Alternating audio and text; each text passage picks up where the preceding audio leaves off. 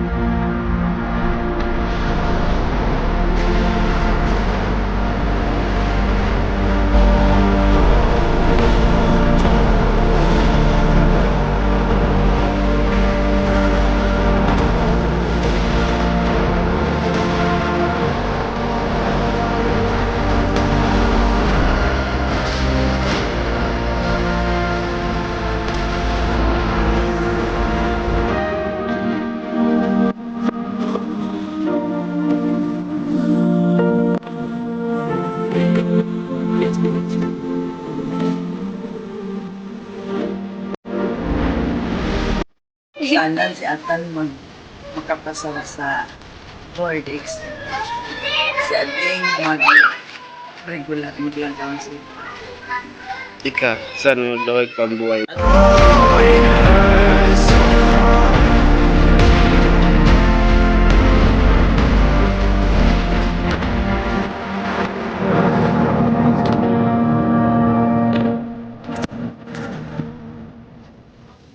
Buhay at kaligtasan ay aking natutunan. Hukay ganda, hukay ganda.